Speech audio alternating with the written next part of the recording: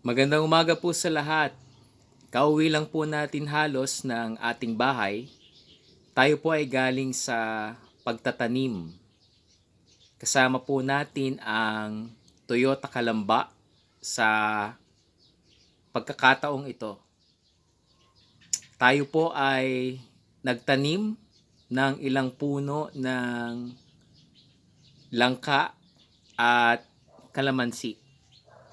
Kaya tayo po ay nagpapaabot ng pasasalamat sa pamunuan ng Toyota Kalamba.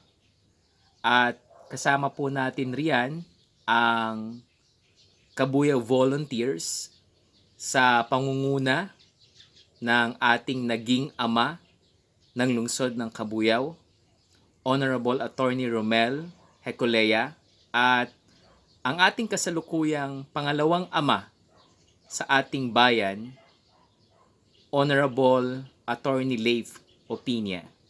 At syempre kasama ang mga kapwa natin volunteer.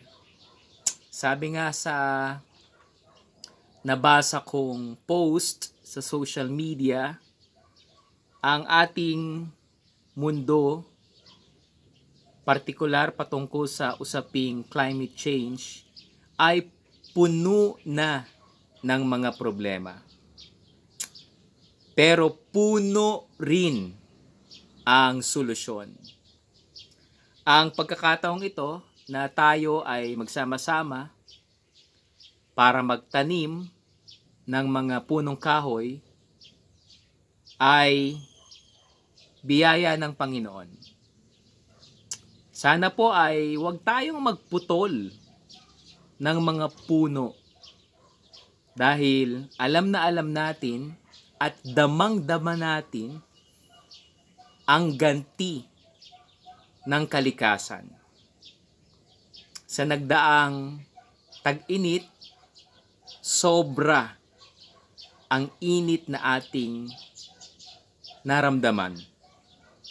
At tayo po ay magpapatuloy sa ganitong klaseng gawain sa pagtatanim dahil ito ay tulong na rin natin sa kapaligiran, sa komunidad, sa mundong ating ginagalawan. Magtanim po tayo. Huwag po tayong magputol ng mga puno. At muli, maraming salamat po sa pagkakataon na tayo ay nagkasama-sama. Pasasalamat po muli sa pamunuan ng Toyota Kalamba, kay dating Mayor Romel Hecolea, at kay Vice Mayor Leif Opinia, at syempre sa ating kapwa volunteers. At pasasalamat po sa Poong May Kapal para sa pagkakataong ito.